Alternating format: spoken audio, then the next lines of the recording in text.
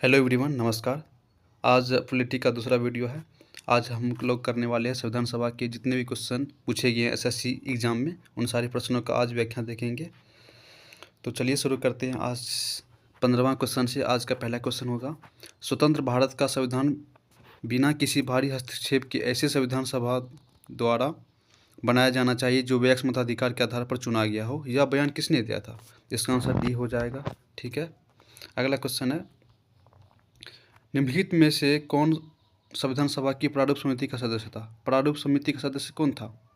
Doctor KM. Munshi हो जाएगा, answer C हो जाएगा। ठीक है। अगला क्वेश्चन है 17वां क्वेश्चन, संविधान सभा की मसौदा समिति में डैश सदस्य थे? इसका आंसर हो जाएगा ए, 7 सदस्य थे, जिसमें से अध्यक्ष कौन था? डॉक्टर भीमराव अम्बेडकर था। ठीक है। अगला क्वेश्चन हो जाएगा, ड्राफ्टिंग कमेटी का गठन कब किया गया था? तो 29 अगस्त 1947 को ड्राफ्टिंग कमेटी का गठन किया गया था। आंसर सी हो जाएगा इसका। अगला क्वेश्चन है, संविधान की प्रारूप समिति की अध्यक्षता किसने की थी? अध्यक्ष किसने की थी? अध्यक्षता आंसर ए हो जाएगा, डॉक्टर भीमराव अम्बेडकर की थी। ठीक है। अगला क्वेश्चन हो जाएगा, भारत में संविधान सभा के चुनाव डैश में हुए थे? तो भारत में संविधान सभा के चुनाव डैश में हुए थे? जुलाई 1946 में चुनाव हुए थे। आंसर डी हो जाएगा इसका। अगला क्वेश्चन है, हम भारतीय संविधान को अपनाने के उपलक्ष्य में हर वर्ष डैश को संविधान दिवस मनाती है? तो 26 नवंबर को हम संविधान दिवस मनाते हैं। इसका आंसर बी हो जाएगा। अगला क्वेश्चन 22 नंबर होगा, भारतीय संविधान को हाथों से लिखने वाला व्यक्ति कौन था? आंसर सी हो जाएगा, प्रेम बिहारी नारायण डैजादा। ठीक है। आंसर सी हो जाएगा। अगला क्वेश्चन 23 नंबर है, निम्नलिखित में से किसने सुलेख शैली में मूल भारतीय संविधान का हिंदी संस्करण लिखा था? तो हिंदी संस्करण वही लिखा था, प्रेम बिहारी नारायण डैजादा। आंसर डी हो जाएगा इसका भी। ठीक है।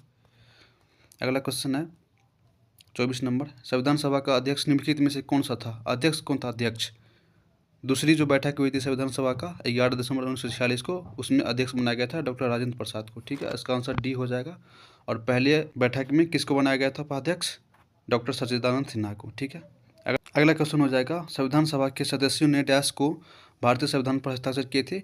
इसका आंसर हो जाएगा 24 जनवरी 1950 को हस्ताक्षर किए थे। आंसर ए हो जाएगा। ठीक है। अगला क्वेश्चन है, भारत की संविधान सभा द्वारा राष्ट्रगान को निम्नलिखित में से किस वर्ष अपनाया गया था? तो 1950 को अपनाया गया था। 24 जनवरी 1950 को अपनाया गया था। आंसर सी हो जाएगा। ठीक है। अगला क्वेश्चन है, संविधान सभा के लगभग 300 सदस्यों ने भारत के संविधान को लिखने के लिए डैश तक समय समय पर बैठक की थी? तो लगभग 3 वर्ष हो जाएगा, क्योंकि हम संविधान बनाने में 2 वर्ष 11 माह 18 दिन लगे थे। इसका आंसर ए हो जाएगा। ठीक है। अगला क्वेश्चन है, संविधान सभा का 10वां अधिवेशन कब आयोजित किया गया था? तो इसका आंसर ए हो जाएगा 6 से 17 अक्टूबर 1949 को। ठीक है। अगला क्वेश्चन होगा, दिसंबर 1947 तक प्राप्त जानकारी के अनुसार भारत का संविधान लिखने वाली संविधान सभा में डैश सदस्य? इसका आंसर सी हो जाएगा, 299 सदस्य बच गए थे 389 में। ठीक है। दिसंबर 1947 तक प्राप्त जानकारी के अनुसार भारत का संविधान लिखने वाली संविधान सभा में बंटवारे के बाद 389 सदस्यों में 299 सदस्य ही रह गए थे। ठीक है। अगला क्वेश्चन हो जाएगा, संविधान सभा को अस्थायी संसद के रूप में किस वर्ष परिवर्तित किया गया था? किस वर्ष परिवर्तित किया गया था अस्थायी संसद के रूप में? तो 1950 हो जाएगा। आंसर डी हो जाएगा इसका। ठीक है। अगला क्वेश्चन हो जाएगा, संविधान सभा की पहली बैठक कहाँ आयोजित की गई थी? तो दिल्ली में आयोजित की गई थी पहली बैठक। 9 दिसंबर 1946 को पहली बैठक दिल्ली में हुई थी। ठीक है। इसका आंसर ए हो जाएगा। अगला क्वेश्चन है, भारत की संविधान सभा का पहला सत्र निम्नलिखित में से किस शहर में हुआ था? इसका भी आंसर डी दिल्ली हो जाएगा। Answer D. ठीक है। अगला क्वेश्चन हो जाएगा 33 नंबर, चलिए, भारत के संविधान को बनाने वाली संविधान सभा में कितनी महिला सदस्य थी? तो 15 महिला सदस्य थी। ठीक है। आंसर सी हो जाएगा। अगला क्वेश्चन है 34 नंबर, भारत की संविधान सभा की हाउस कमेटी के अध्यक्ष कौन थे? हाउस कमेटी के अध्यक्ष कौन थे? तो हाउस कमेटी के अध्यक्ष आंसर बी हो जाएगा, बी पट्टाभी सीतारमैया। ठीक है। आंसर बी हो जाएगा इसका, बी पट्टाभी सीतारमैया। ठीक है। अगला क्वेश्चन हो जाएगा 35 नंबर, अलादी कृष्णा स्वामी अय्यर भारत की संविधान सभा की डैश के अध्यक्ष थे? अल्लादी कृष्णा कुमारी, अल्लादी कृष्णा कुमारी कौन थे? भारत की संविधान सभा की डैश के अध्यक्ष थे? तो प्रत्यय पत्र समिति के अध्यक्ष थे। आंसर ए हो जाएगा। अगला क्वेश्चन है 36 नंबर। जीवी मालवंकर भारत की संविधान सभा के डैश के अध्यक्ष थे? ये थे कार्यकारी समिति के अध्यक्ष थे। ठीक है, आंसर सी हो जाएगा। 36 का आंसर सी हो जाएगा। 37 नंबर क्वेश्चन है, स्वतंत्रता के बाद भारत के पहले वित्त मंत्री कौन थे? वित्त मंत्री, फाइनेंस मिनिस्टर कौन थे पहले? आर के षणमुखम चट्टी थे। ठीक है, आंसर बी हो जाएगा इसका आंसर। पहले वित्त मंत्री, स्वतंत्रता के बाद भारत के पहले वित्त मंत्री आर के षणमुखम चट्टी। ठीक है, आंसर बी हो जाएगा 37 का। अगला क्वेश्चन 38 नंबर का, निम्नलिखित में से कौन स्वतंत्र भारत के प्रथम कानून मंत्री थे? प्रथम कानून मंत्री कौन थे? प्रथम कानून मंत्री बी आर अम्बेडकर थे, डॉक्टर भीमराव अम्बेडकर कानून मंत्री। आंसर बी हो जाएगा इसका। अगला क्वेश्चन है, और यहाँ पे दिया हुआ है कि स्वतंत्र भारत के प्रथम मंत्री और उनका कार्यभार।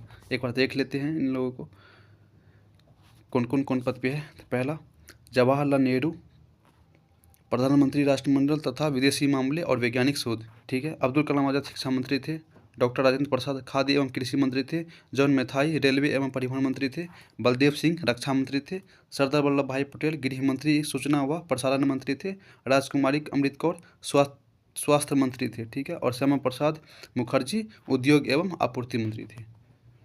ठीक है। अगला क्वेश्चन 39 नंबर है, निम्नलिखित में से कौन भारत के पहले गृह मंत्री थे? तो गृह मंत्री कौन थे? ऊपर में वही पढ़े हैं, सरदार वल्लभ भाई पटेल। आंसर बी हो जाएगा, गृह मंत्री थे स्वतंत्र भारत के प्रथम। ठीक है। अगला क्वेश्चन है 40 नंबर, डैश स्वतंत्र भारत के पहले रक्षा मंत्री थे? आंसर डी हो जाएगा इसका, रक्षा मंत्री बलदेव सिंह थे। अगला क्वेश्चन है 41 नंबर, बी आर अम्बेडकर स्वतंत्र भारत के पहले डैश मंत्री थे? तो ये थे कानून मंत्री। आंसर सी हो जाएगा। ठीक है। अगला क्वेश्चन है 42 नंबर, स्वतंत्रता के बाद भारत के पहले विदेश मंत्री कौन थे? विदेश मंत्री पंडित जवाहरलाल नेहरू थे। ठीक है। पंडित जवाहरलाल नेहरू थे विदेश मंत्री। आंसर ए हो जाएगा। अगला क्वेश्चन है 43 नंबर, संविधान सभा के संवैधानिक सलाहकार कौन थे?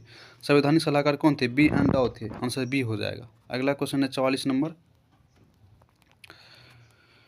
44 नंबर क्वेश्चन।